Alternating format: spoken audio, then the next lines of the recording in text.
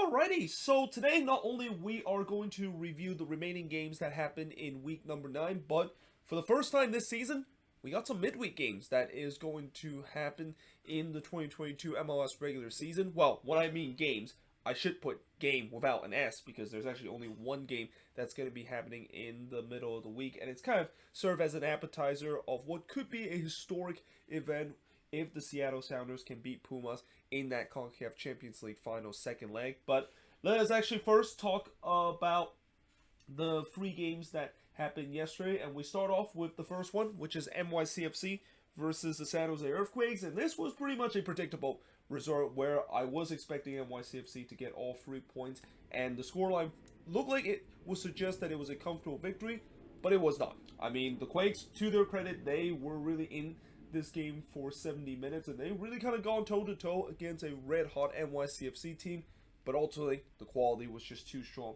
for NYCFC in this game, and, once that first goal went in, I knew that the Quakes were not only not going to win that one, but they're going to concede a couple more. Now, in the first half, Parks was able to curl one straight to Mark Sinkowski before Johnson denied a bonus seat from close range. Some early chances for both teams early in this one.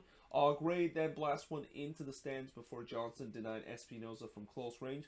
The closest chance came in the 28th minute when Magno struck the post on the header. And then on the follow-up, Castellanos, he was literally, they were able to hit that one on the follow-up. I think he was kind of on the floor while he was trying to hit this follow-up, but still, it had to make a huge save from Mark Sinkowski. In fact, an incredible save to rob him there. But I also thought that a goal was coming in this game, whether it's from NYCFC or the Quakes, which, I didn't expect that because I thought it was going to be NYCFC the one that were going to get that goal with the pressure that they were putting on. Though Martins did hit wide of the mark in the 35th minute, and we do head to halftime scoreless despite the fact there were some glorious chances for both of these teams early in the first half. So in the second half, though, not much happened in the first 15 minutes. The first real chance came in the 60th minute when Remedi had a looping shot that was tipped over by Johnson. I don't think that one was going to be on target for Remedi, but Johnson basically took no chance. He tipped that one over. And then the Quakes decided to kind of take a gamble here, and that, they kind of sensed that, yes, we've been doing well in terms of defending throughout the entire game and also creating some chances. Let's try to maybe gamble to try to get all 3 points in this. And I don't mind this gamble from Alex Cavallo. I know some people didn't like it because of the way that, a nil draw out of this game at Yankee Stadium will definitely be a good result for the Quakes. But as I said many times before, I think this is a lost season for the Quakes, and that, any wins will definitely be a bonus in terms of whoever takes charge of this team, and also get confident for a lot of these players that are definitely fighting for their jobs in terms of whoever comes in next as the head coach of this Quakes team. So, yeah, Carvalho did brought some attacking substitution, but that also means that, yeah, basically there were a couple of guys that were kind of shifting in an unnatural position, and NYCFC basically capitalized on that because in the 74th minute, Keaton Parks would score from Magno to finally give NYCFC a 1-0 lead. And as I said, as soon as NYCFC scored the first, I knew it wasn't going to be the last goal that would be scored in this game, and it wasn't, because 4 minutes later, Pereira would score here from Rodriguez and Magno to make it 2-0 in favor of NYCFC. The floodgates was basically open in this one. Castellanos, I thought he should have made it 3 as he missed an absolute sitter from 12 yards out. Tati Castellanos clearly should have got on the score sheet in this one, and in many ways very unlucky not to do so. But then in the 88th minute, Chris Gostrup getting his first career MLS goal for Morales to make it 3-0 in favor of NYCFC, and that one, yeah, JT Markowski would not want to look that one back, because that is one that I feel like he should have saved. And I've said this before with JT Markowski. I think he's been a decent goalkeeper for the Quakes, but there's just been times where, some of those shots that kind of come towards this way that I feel like he should have easily saved, and he doesn't. And, I know as a goalkeeper, there's a reason why it's one of the toughest, if not the toughest position on the field, because, you can make some incredible save throughout the game, but if you make if you concede a goal that is considered soft and one that you probably should have saved, that will always be the one that we'll remember. And as much as, again, JT, he did a good job keeping this team in throughout this game, that's going to be one that, people will think that, yeah, that's just the reason why he didn't have a good performance, even though for majority of the time he did relatively well. And those 2 goals that, he conceded before this one, there was nothing he could have done in terms of it. But yeah, in the end, NYCFC win 3-0 against the Quakes, and the shots in this one, 23 shots for the 11 that the Quakes had, 9 shots on goal for the 3 that the Quakes had, 9 shots off target for the 4 that the Quakes had, 5 shots that was blocked for the 4 that the Quakes had, and possession-wise, 54% possession compared to 46% possession that the Quakes has in this game. And, again, I'm not really mad at all in this game. I mean, I knew this was going to be a loss for the Quakes, and that, I guess, the only thing I will say that maybe is a positive coming out of this is that, we know that the Quakes can sometimes hang with the big boys at time, but like I said, the quality is just clearly not there for this team, and it's going to happen when you have a team that is kind of still in this crisis of just not having in the best squad and not even having a permanent head coach. When you do face against the teams that is more established and a team that is gonna try to defend the MLS crown, that is NYCFC, these are kind of the resort that will happen. But at least I will say that they did a good job in terms of hanging in there for 70 minutes, but they just kind of came up short in the end. But moving on, in terms of the next match, the match that a lot of people are looking forward to, which is Nashville versus the Philadelphia Union, and it definitely or I would say it definitely did live up to the hype. I almost said it did not live up to hype. I mean, if I said that, I think both fan base will think I'm absolutely crazy. But it definitely lived up to the hype with the way that, not only was a party atmosphere, 30,000 Nashville fans and about 500 Philly fans that make their trip to see this stadium for the very first time as a visiting fan. They were definitely in a treat in this one. In fact, this was probably one of the more entertaining 1-1 draw that we saw this season, and a lot of that came in the first half because just 2 minutes in, Willis was able to deny Uru from close range. Michael Uru would have an incredible game in this one. McCarty then struck the post from long range in the 4th minute, and instantly I knew this was going to be a good game because the atmosphere was absolutely electric. And that, yeah, I mean, if McCarty actually scored that one, I mean, the roof would have just come off at Gioda's part at that point. And then 2 minutes later, Nashville struck the post again, and this time it's Alex Mule, the one that struck the post, though Mukhtar had a chance on the follow-up, but he puts it wide. Willis then denied Gastak from close range. I mean, it was kind of end-to-end throughout the first 17 minutes, and it would continue throughout the entire first half. And I also kind of just wrote, the first goal was definitely coming in this game, though, I said the same thing in that game against NYCFC versus the Quakes, and it seems like maybe I shouldn't have said that because probably the first goal isn't going to come. In fact, the reason why the first goal didn't come was really the goalkeepers. I mean, Andre Blake was really the one that a lot of people have talked about. He was kind of the villain in this game because he was making some incredible save in this one. I mean, he robbed Mule here from point blank in the 22nd minute, and then he denied Mukhtar from close range. And then I also thought that there was a lot of reckless challenge from Nashville, and I'm not sure whether this is from the frustration of them unable to put the ball into the back net, and that it seemed like they're facing an opposition goalkeeper that, yeah, he's definitely trying to steal the show or ruin the party in this one. So they decided to become a little bit reckless with some of their challenges, and there were a couple of yellow cards, but some that it was really borderline in terms of being a straight red. And knowing the fact that this week it seemed like red card is like candy with how referee are handing out, especially in their Saturday night action, I was not surprised I was going to see a red card in this one. Now, in the 40th minute, Uru would hit one straight to Willis before on the other end, Blake would deny Lovitz from long range. Then Carranza puts it just wide from close range in the 3rd minute stoppage time. And despite both teams having so many chances in the first half, we stay scoreless heading into the second half. And the second half, Willis was able to deny Bedoya from close range. But this is when I thought the Union started to control that second half, and that this is also kind of when they really took that crowd out of it. I mean, that crowd was definitely electric in the first half. Not so much, at least for the first 30 minutes of the second half, because, the Union really kind of controlled this game. They were not allowing Nashville to have the freedom of the attack like they did in the first half. And, their dominance were rewarded in the 66th minute as Michael Root would score his first career MLS goal from Gastek to give the Union a 1-0 lead, and that has to be a huge lift off of side relief for Michael Arud, who is really looking to try to finally score that first goal, and he finally does it, and does it in historic fashion, as that's the first ever goal scored at Geodis Park, and that's certainly one that Nashville fans will not be happy with, the way that the first ever goal that was scored at their brand new stadium is from an opposition side.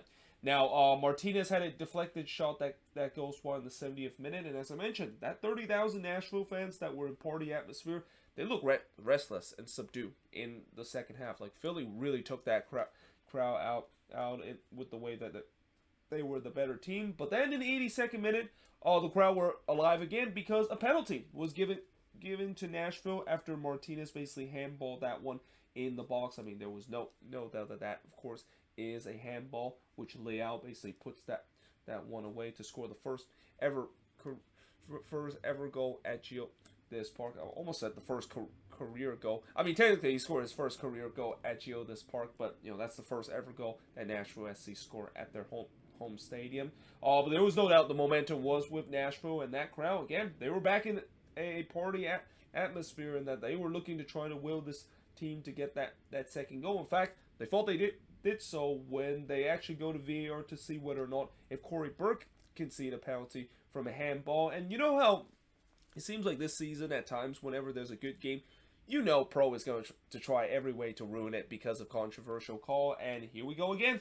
I mean, this one, you can clearly see on the replay, Burke handballed that one. I mean, there was no doubt that I think this was a handball. I mean, I think Taylor Twellman mentioned it a couple of times, though he kind of tried his best to not just blatantly said, but I know it in his mind. He's just want to blatantly say that, yeah, that's a handball. And yet, somehow, in some way, the referee said it was not a handball, and yeah, the penalty wasn't given for Nashville. And that, I don't know if the fans, of course, saw the replay of that, but if they did, I mean, they would be up in arms, because if there's one thing I know about the Nashville crowd, is that they are very, very brutal in terms of call going against them. More brutal than I think with any other fan base. And again, I know there's going to be some fan base that is going to be very frustrated whenever there's a foul goes against them, but Nashville just take it to the next level. Like, it feels like every single time when there's a call goes against them, though that fan base would just boo the hell out of the referee because they don't feel like it's the right call, even though sometimes it was the right call. So in some way, they didn't really go crazy when it wasn't given a penalty, but I have a feeling they didn't actually show on the replay of this at Geodis Park, because if they show the replay, oh boy, I mean, there could be potentially a bottle chucking down the turf with the way that of course wasn't given a handball. But in the second minute of stoppage time, Loba almost made history of giving Nashville their first ever win at Geodis Park as he went through on goal, but he had hit the side netting. I mean, that was just a classic example of him already thought about being on the spotlight, and yeah, he missed that one badly. Though I will say that the flag did came up in that, so even if he put that one in, it wouldn't have counted.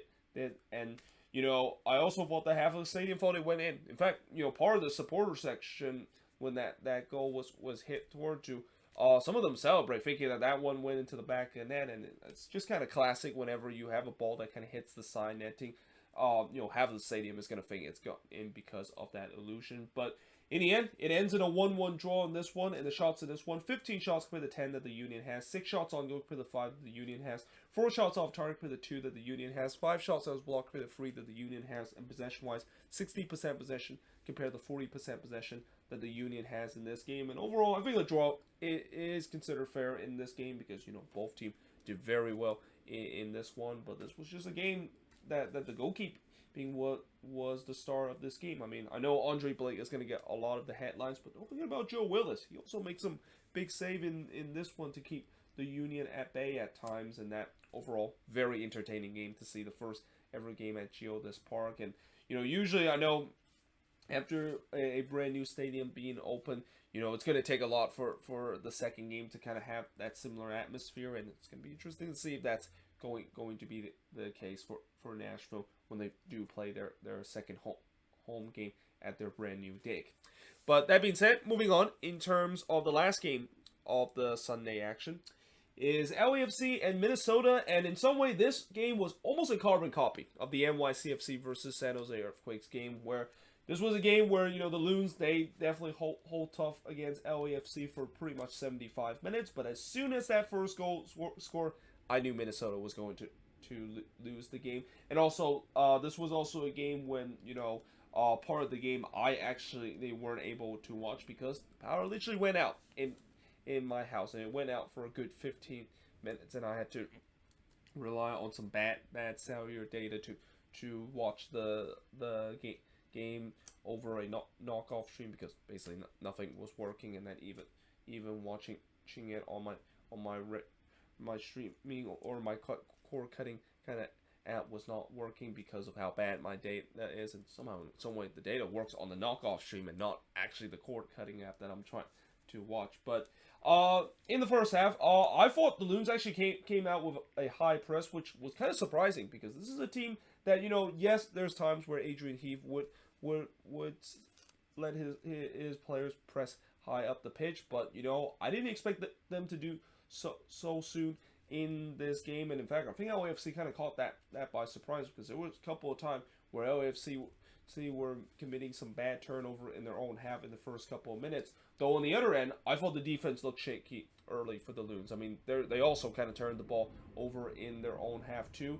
Though there wasn't really much that going forward on the attack for either team, as shots were only 2-1 at 15 minutes. I mean, that was not a big surprise, because when you have one team that is Minnesota that has struggled on the attack this season, and then the other team that is LAFC that is really kind of a second half team this season, with the way that they lead the league with the most second half goal and also the most goal from a substitute, you know that they're a team that, you know, I don't think LAFC fans are going to panic the fact that they're off to a slow start. I mean, ideally they hope that their team can get off to a better start, but, you know, if you can be a second half team and you can finish strong, you are going to win a lot of game, and it's no surprise that this team is back at being the best team in the Western Conference. Now, Dane Sinclair did deny Palacio from long range before he denied Arango from long range. You know, LAFC were taking some pot shot, but I thought Sinclair, for the most part, were very comfortable, and I thought I was fine with the way that Minnesota was allowing those pot shot, even though I would like them to maybe be a little bit better in terms of their closing down, even those long range effort are just low percentage shot. Costa then fired one high from 22 yards out, and despite looking good on the build-up, Minnesota looked lackluster in the final third. I mean, that's not the first time I've wrote that on the board, and it won't be the last time this season I will write that on the board. LAFC then, I thought, started to look dangerous with its movement and intensity after an expected slow start. Again, this team just building confidence as the game wears on. Murillo hits it wide from a corner before Lud with Minnesota's first good opportunity, but he hits that one straight to Quapo, and we head to halftime scoreless between both of these teams. Now in the second half, this is when I talk about my power basically went out, and I was relying on data to watch the game, which was not very good. In fact, I didn't actually watch the first 10 minutes of the second half, and I later find out that there was actually a post that was hit by Arango, and Lud actually had a good opportunity just 1 minute into the second half, and, you know, the Loons almost score again, it coming out of the break like they did last time when they played against LAFC at Bank of California Stadium. Though by the time when the power does came back on the 55th minute, I did see Huwane had a long range effort that goes wide, and, you know, Minnesota, they kind of looked threatening on the break, and that I also thought that LAFC was kind of living dangerously when they turned the ball over. I mean, they were still turning the ball over for too much of their likings in their own half. Opoku then pulls it wide as oh, actually, I'm sorry. The 55th minute wasn't the time when the power came back on. It was actually the 61st minute there. But Dibasi, I thought he got very fortunate here, because he got pickpocket in this, and that, you know, he basically fouled Arango just outside the box. Now, he did get a yellow card for this, but it could have been worse. I mean, it could have been either a red card with it being a denial of goal score opportunity, or the fact that he would have conceded a penalty in this. But you just kind of sense that the pressure was coming from LAFC, and Minnesota was kind of going with the Timbers tactics, which is just trying to bunker and trying to counterattack.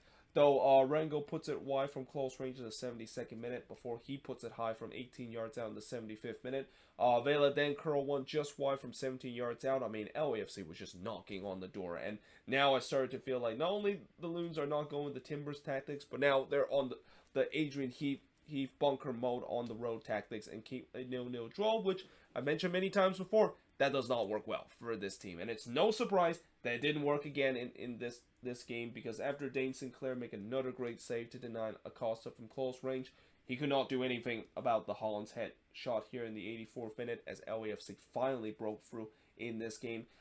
Sinclair then denied Arango from close range before Maswaski went through on goal, but he missed that one wide. LAFC no doubt was trying to put this one away, and they do. In the 90th minute, Fuentes would score from Palacio and Janela to make it 2-0 in favor of LAFC, and that would be the final score of this game. As the shots in this one, 23 shots compared to just 8 that Minnesota had, 1 shots on goal for the 6 that LAFC had, 13 shots off target for the 4 that Minnesota has, 4 shots on his ball for the 3 that Minnesota has, and possession-wise, 54% possession compared to 46% possession that Minnesota has in this game. And again, you know, for the Loons, I mean, this is a game where, again, they hang tough throughout the entire part of this game, but, you know, just some questionable substitution once again from Adrian Heath. I mean, again, just like this game, he decided to bring some of his attacker in Luis Almeria and Franco Fragapane to hope to maybe secure all 3 points out of it. But here's the problem.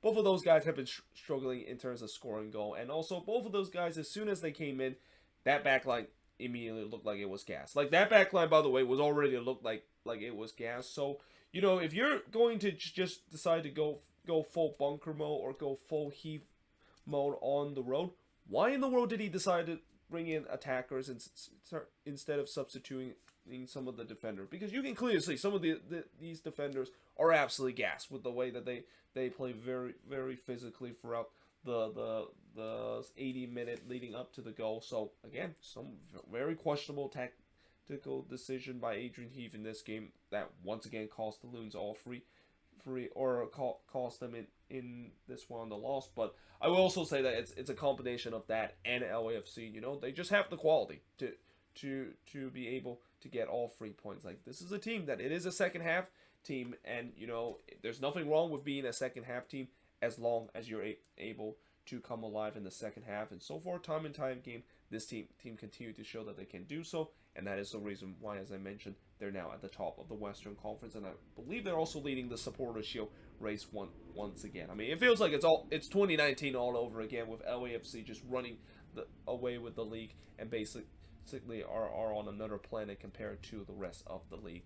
But that being said, I am now actually just going to switchboard, because normally I basically just kind of do my outro with the way that I finish with the review. But because we do have the first ever midweek games in the league coming up this week, I'm just going to throw in that game in this review too. So yeah, I'm going to switchboard now to look at that one game that's going to be happening in the middle of the week. And that one game that's going to be happening in the middle of the week, and the first midweek game in league play, is FC Cincinnati versus Toronto FC, which you're thinking, hey, didn't this match just happen this weekend? And the answer is you're right. It did happen this weekend, and this is one of those weird kind of MLS scheduling where you have two teams basically facing off against each other in a span of just 1 week, or in this case, just in a span of 3 days. And now seems like after TFC, of course, play against FC Cincinnati at home, it's now FC Cincinnati chance to basically host TFC at home in this one. And what's even more astonishing about these two games is that these are only the 2 games that both of these teams are going to be playing against each other. So in a span of just 3 days, I mean, that's pretty much it in terms of the meeting this season in the league, which, you know, with the way how the rest of the season they're not going to meet each other. I mean, again, it's kind of weird that of course is how the schedule made. And also, you know, because this game is taking place on the same day as that historic game between the Sounders and Pumas in the second leg of the CONCACAF Champions League final, you knew this game cannot be at the same time as the CCL Final second leg game. So this one, of course, is going to be at 7:30 p.m. Eastern, 4:30 p.m. Pacific kickoff, but the actual kickoff is 7:38 p.m. And actually, it's not Pacific time, but Eastern during time that I was supposed to put here. In fact, let's just erase here I mean, I think that would basically just kind of confuse everybody there. But coming into this game, Cincinnati have a 3-1-6 record, and Toronto has a 3-2-4 record. The all-time meeting is now 4-0-3, with FC Cincinnati, of course, grabbing the win this weekend after going on the road against Toronto and winning 2-1 in that one. But before that, TFC did win 3-2 against FC Cincinnati, and then FC Cincinnati winning 2-0 against Toronto FC. That, of course, was part of a historic first ever win that they had at TKO Stadium. But also, the game between TFC and FC Cincinnati, that other one, was also part of a wooden spoon derby. I mean, last year, the matchup between both of these teams were really the battle for the wooden spoon because of how bad both of these teams, of course, were. And eventually, FC Cincinnati were able to win that wooden spoon, and maybe partially because they, of course, won that second matchup. But yeah, this is a team that, as I mentioned with Cincinnati, they are a team that look revive and look like a team that, finally Cincinnati fans can say that they're not a wooden spoon contender. I mean, this is a team that I think this year will probably have the best season in their existence. And that, for TFC coming into this game, let's see if they can bounce back after that tough loss that they had at home. I mean, the good news is nowadays losing at home against FC Cincinnati might not be as bad as it used to be, because, as I mentioned, Cincinnati is starting to not become a joke anymore. They're not really a punching bag anymore. They can definitely fight to try to get a win in a game, and let's see if they can do it against the TFC side that, these last couple of games, it has not been great for Bob Bradley's team. I mean, just as you thought that maybe things were starting to get going for this TFC team, they've now suffered back-to-back losses, losing to Cincinnati at home, and then decided to not play defense in that game against NYCFC and lost 5-4 in that one. But we'll see how this game, of course, would turn out. As mentioned, this is pretty much the appetizer in terms of the main event in that historic CCL Final second leg between the Seattle Sounders and Pumas. But either way, hope you guys enjoyed this video. If you do, make sure you guys leave a like, smash the subscribe button. Let me know in the comments below, what do you think of this video and also the preview of this game, and make sure you leave your prediction for this game that's going to be happening on Wednesday. And also let me know in the comments below what's your thought on the 3 games that I reviewed earlier. But either way, hope you guys enjoyed this video. If you do, make sure you guys leave a like, smash the subscribe button, and yeah, I of course will see you guys next time.